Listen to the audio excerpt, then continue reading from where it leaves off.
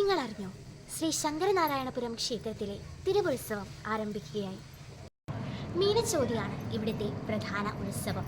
മീനമാസത്തിലെ അത്തം ചിത്തിര ചോതി നാളുകളിലായിട്ടാണ് ഇവിടുത്തെ ഉത്സവം കൊണ്ടാടി വരുന്നത്. മണ്ഡലകാല ചിറപ്പ് മഹോത്സവം എല്ലാ വർഷവും മുടങ്ങാതെ നടത്തി വരുന്നു. ഇവിടുത്തെ താലപ്പൊലി ഘോഷയാത്രയും വളരെ പ്രത്യേകത നിറഞ്ഞതാണ്.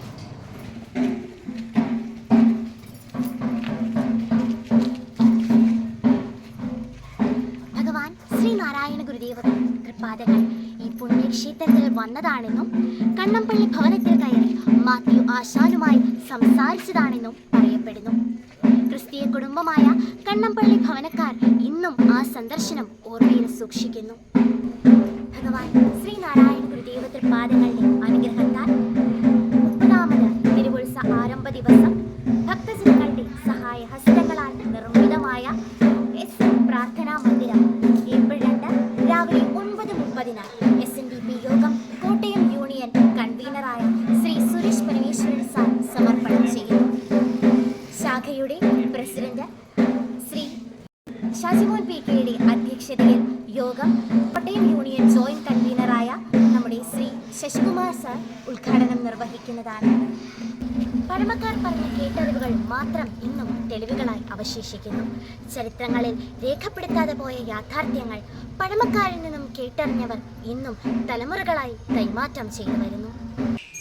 ശ്രീ ശങ്കരനാരായണപുരം ക്ഷേത്രം ഭഗവാൻ ശ്രീനാരായണ ഗുരുദേവ തൃപ്പാദങ്ങളുടെ പാദസ്പർശമേറ്റ പുണ്യഭൂമിയിൽ വിളിച്ചാൽ വിളിപ്പുറത്തെത്തുന്ന ഭഗവത് സാന്നിധ്യം നിറഞ്ഞു തുളുമ്പുന്ന ഭക്തജനങ്ങളുടെ അഭീഷ്ടകാര്യങ്ങൾ സാധ്യമാക്കിക്കൊടുക്കുന്ന പുണ്യക്ഷേത്രം.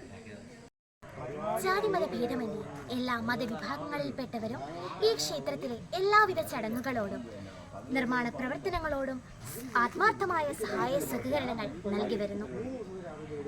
ഇത്തവണ ഇസ്ലാം മതവിശ്വാസികളും ഹിന്ദുജന വിഭാഗങ്ങളിൽപ്പെട്ടവരും ക്രിസ്തീയ സമുദായക്കാരും കൈകോർത്ത് ചേർന്നാണ് 30ാമത് തിരുവുത്സവത്തിന്റെ പ്രസാദമൂട്ട് നടത്തുന്നത്.